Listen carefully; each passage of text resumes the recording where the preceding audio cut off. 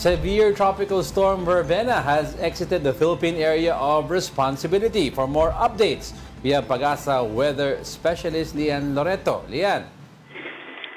Magandang tanghali po sa ating lahat, Sir Diego and Ma'am Angela at sa lahat po ng ating mga taga-subaybay. So ngayon nga po ay mas lumakas pa o nag-intensify itong si Bagyong Verbena habang nasa labas ng ating area of responsibility at naging typhoon category na nga po ito.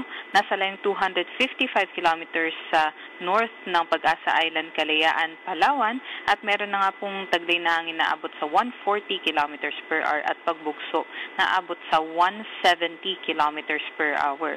Kumikilos po ito pa west-northwestward, may kahinaan 15 kilometers per hour na lamang at dahil nga po doon ay may nakataas pa rin po tayo na wind signal number 1 sa may Kalayaan Islands, kaya't bawal pa rin nga pong maglayag yung ating mga kababayan dyan. Matataas pa rin po yung ating mga karagatan ay yung mga pag-alon at meron pa rin po tayong malalakas na mga pag-ulan dyan.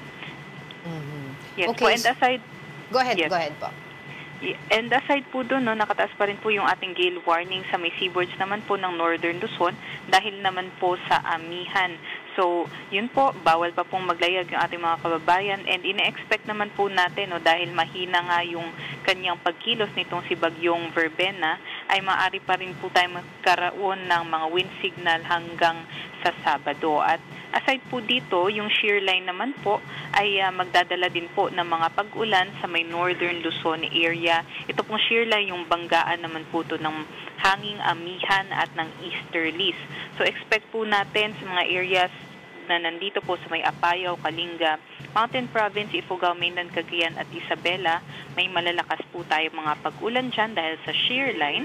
At amihan naman po ang rason kung bakit meron tayong maulap na panahon naman sa may Ilocos region na lalabing bahagi ng Cordillera sa Cagayan Valley.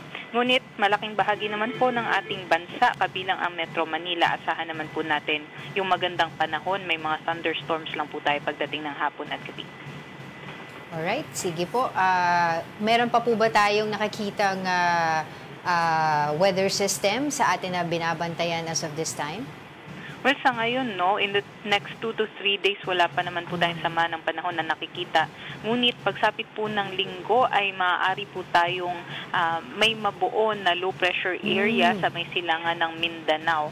So, ito po'y binabantayan natin at sa ngayon, mataas pa rin po yung kanyang uncertainty kung saan ba ito magdadala ng mga pag-ulan. Ngunit, yun nga po, na low chance pa naman po yung kanyang development.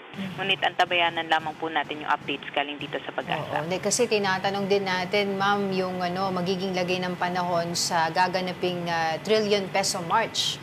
That's going to be on Sunday. Oo. Yes po. Malaking bahagi naman po ng ating bansa ay maliwalas naman po yung yung ating panahon. Ngunit asahan nga po natin may thunderstorms pa rin po tayo sa hapon. Alright, maraming salamat po sa inyong oras. Pag-asa Weather Specialist Lian Loreto.